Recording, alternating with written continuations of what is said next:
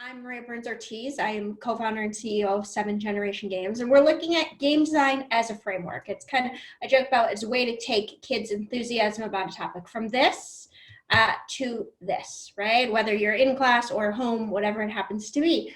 And so one thing that we thought a lot about when we were looking at how can we close the math gap and this kind of shape the direction that we go and how we got into game design is we thought, how can we reach kids? And we thought, there's so many different options and things are working and things are not working. We just said, why don't we go where they are, right? Why bother trying to reinvent the wheel? And we know kids are playing games. They're playing games a lot. So 96% of kids between the ages of 2 and 17 are playing video games weekly.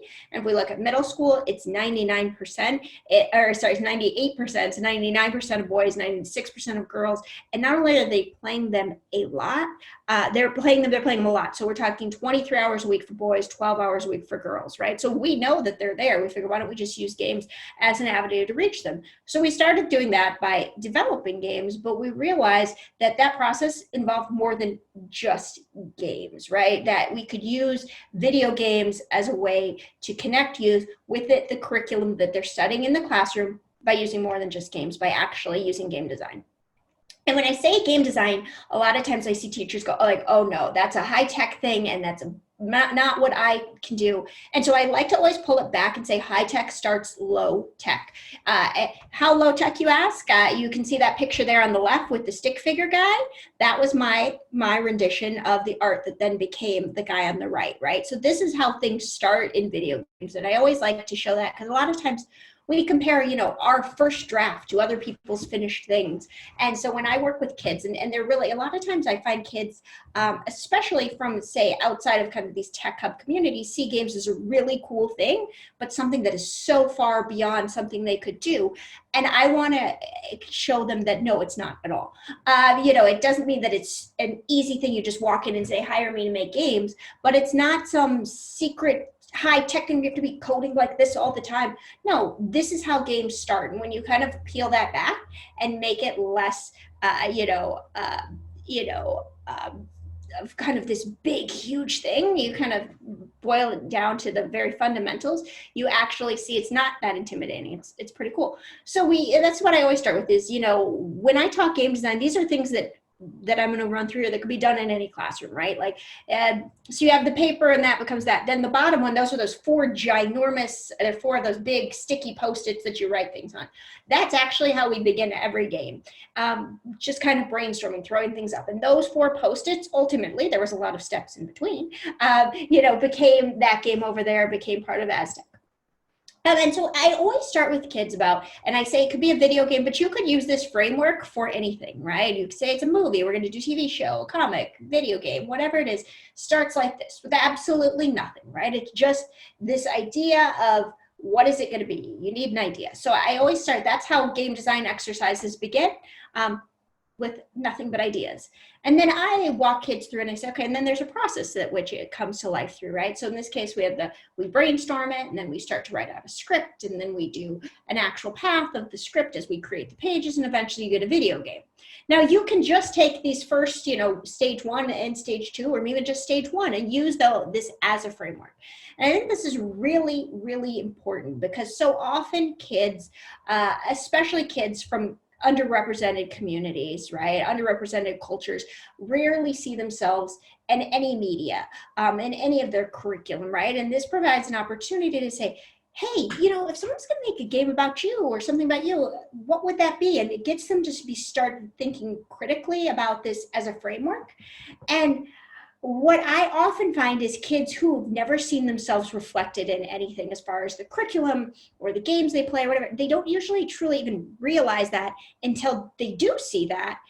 Or somebody tells them, hey, you could make this. You could make games that look like you, characters that tell the stories of your community. And then all of a sudden, not only do they think that it could be done, but they think it should be done. And that's the kind of excitement that we're trying to grow. And so, game design, lessons from game design. Game design can teach us a bunch of things that we can apply. And this is why I really like to do it. It's learning in context, right? And Anne-Marie talked about this earlier, the value of actually learning stuff in a context, not just because someone runs into your office or your classroom and shouts, "What's 5 times 7?" But because you have to think, okay, if we have 5 kids and we need to, everybody needs, 3 pencils or whatever it happens to be, right? So putting the learning in context. It's cross-curricular, and that's so important. And I know there's a push for project-based learning, and but I don't say, hey, it's 10:30, so I've done math from 9 to 10 today, so I don't have to do math again, right? Like, that's not how life works. Everything is integrated. You apply knowledge that you previously learned, so you're actually not just saying, hey, let's take this thing that I'm telling you. No, you're actually applying it in there. Kids say, when would I ever use this? Well, how about right now? There's repetition, because as we know, learning involves a lot of repetition. Nobody, or almost no one that I know, hears something once and then knows it forever, right? It's about that practice and repetition. And then when we work around game design, it's also this design thinking in general principle about how might we, and in this case, how might we create something? And so when I say to kids, how do you make video games? They kind of have ideas, oh, it involves coding or it involves this.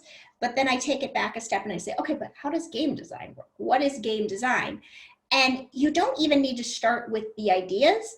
I like to start with critical thinking, right? And if you teach middle school, you'd certainly know that they are, I say this with absolute love, the most brutally honest yet brutal critics in the whole world. They will tell you what they think, right? And so game design gives them an opportunity to dissect. Say, you can do this with a book, you can do this with video games. We've done this around our games, but actually so we have these cards that we use, and says, because some kids love to raise their hand and they will tell you everything, and other kids don't necessarily feel comfortable doing that. So we created these cards, and we'd been doing these game design workshops about, what would you put into a game, and what would you do if, what should the characters be like? What do you think about the characters? And it felt very much like this forced class discussion until we created these. And they're just very simple color-coded cards. They have prompts on them with, examples or some sentence stems. And when we did that, we got an 80x increase in the responses. And this is not an exaggeration. Anne Marie is a statistician, so she likes to track these things. But it was because we were setting up the kind of, here's the idea, and then they were able to run with it. And so we, it gets them thinking, constructive criticism, right? What would you change? There's this interest level in that. Critical thinking, they're able to develop those skills by dissecting, whether it's a game, or we also have blank versions of these cards that we've put up on the site as well. And so those will all be linked on that page. That it's in the chat a few times here. And we'll also do a post design follow-up so that people can get that as well. But so you can put them for whatever you want, whether they're if it's a book you're reading, if it's a whatever it can be. So you can adapt these to fit your classroom needs as well. So for game design, I do a lot of these with tribal schools, but we've actually, as a result of COVID this summer, taken a lot of things, we opened them up, and we've been doing them online as well for kids literally around the world, which has been really cool. But we usually start with a prompt. And so, for example, when I'm working with kids, I'll say, if it's a tribal school, if someone was going to make a game about your tribe, or you could change it to our city or our school or our classroom, sometimes a little bit bigger picture is good, depending on, especially I'll get into some of the ways you can integrate it. If someone was going to make a video game about this social studies unit, whatever era it is, what would the story be? And like I said, it doesn't have to be a game. I just do that because kids like games. And so you start with these questions, right? You start the critical thinking process. What would the story be? How would the characters be? How would you research to ensure accuracy? Who would you talk to, right? And so you're building up research skills. You're touching on language arts. You're touching on social studies. You're getting to then write it up and present. So we're developing critical thinking skills, we're developing computer skills using software, we're developing teamwork, right? So we're building out all of these things. This is an example of a project-based module around that. And so it hits on how it hits on math, social studies, language arts, computer proficiency, and additional skills. But what I want to give you guys today is just quick, easy ways that you could turn around and implement this basically tomorrow, right? And so I'm giving examples by individual subject, and you can use it for a whole bunch of different ways, as I said.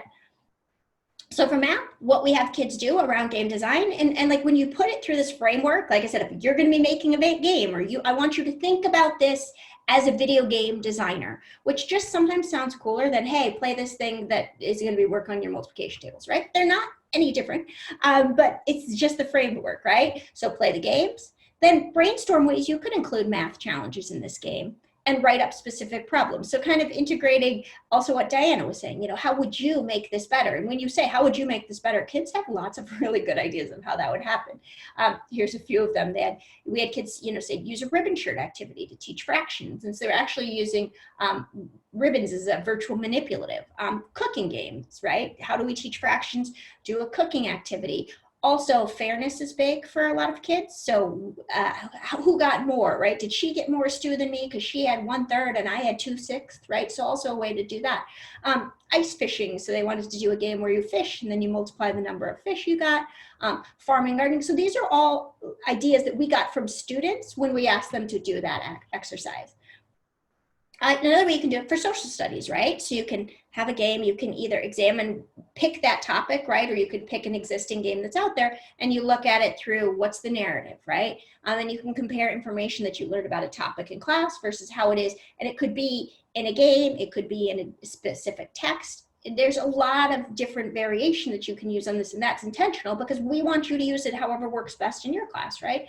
And they could do research online or depending, I know libraries right now, but eventually we will be back in libraries if we're not already. And also things like digital archives, different ways to do that. And then they present their ideas, right?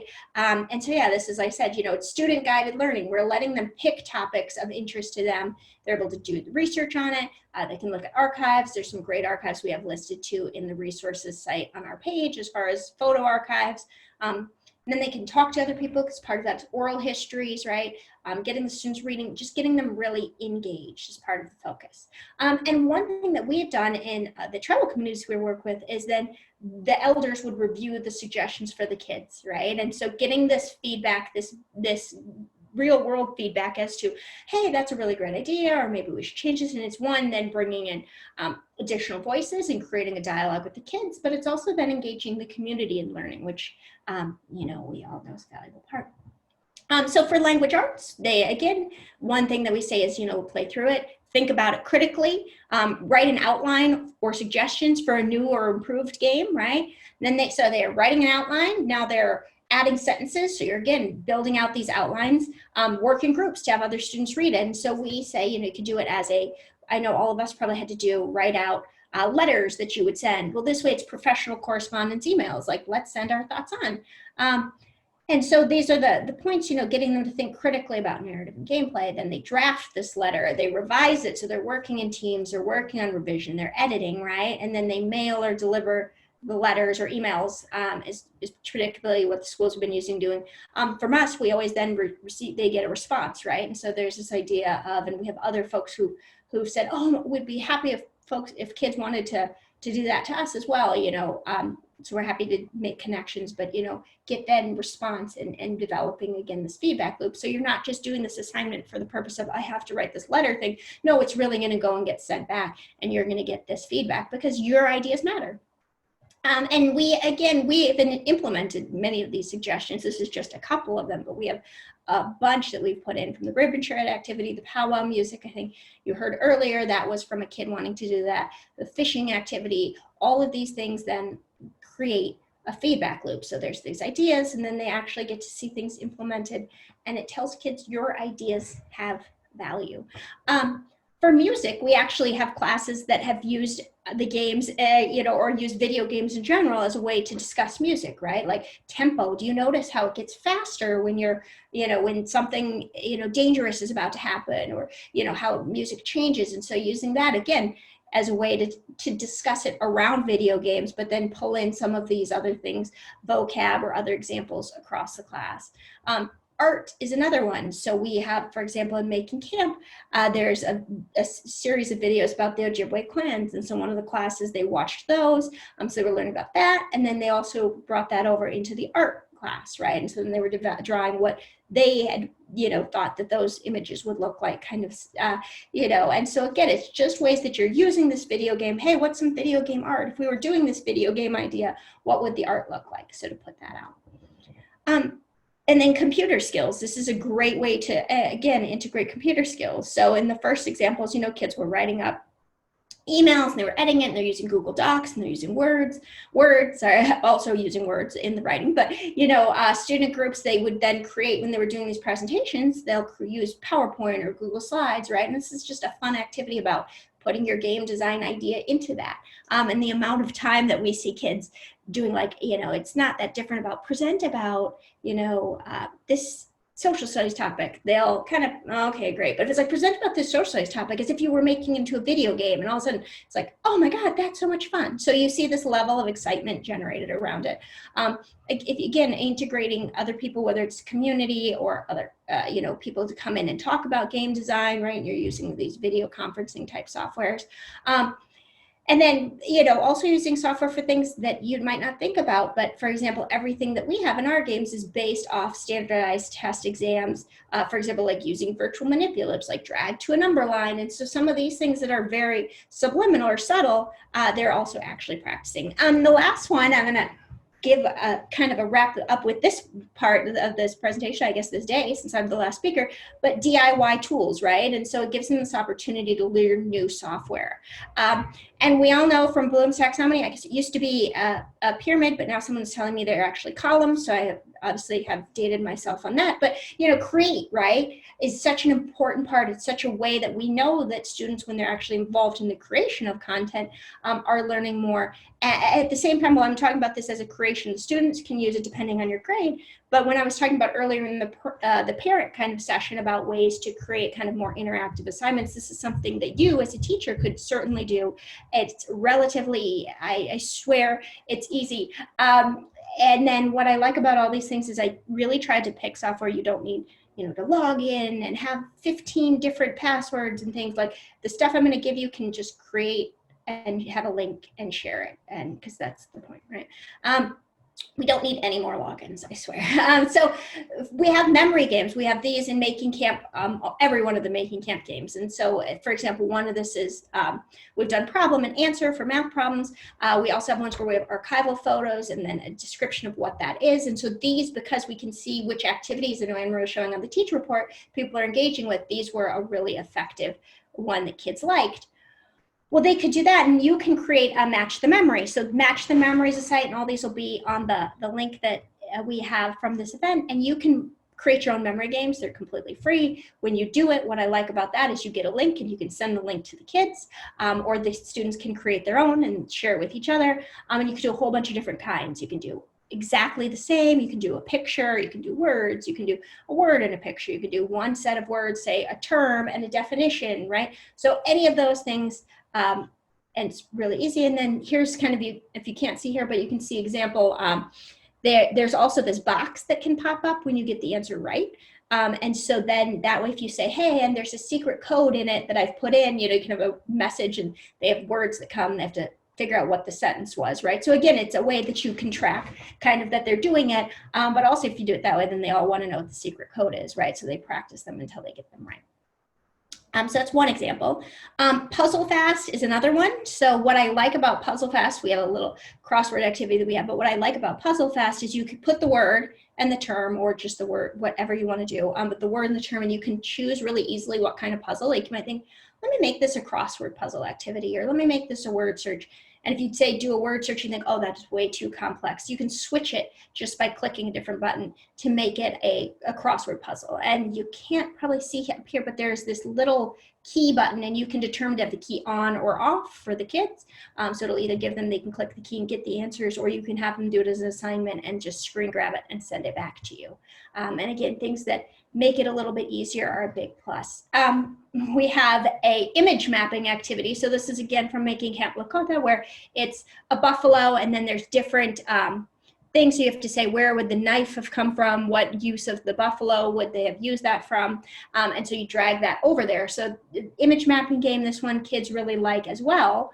And Purpose Games enables you to create your own image mapping game. So you literally upload the image there, and you can put the different points. So you could click, for example, in this one over here that I did just as a mock-up, you could click a point on the river, you could go a point on the mountain, you can click a point at the plateau, and then and then a term will come up.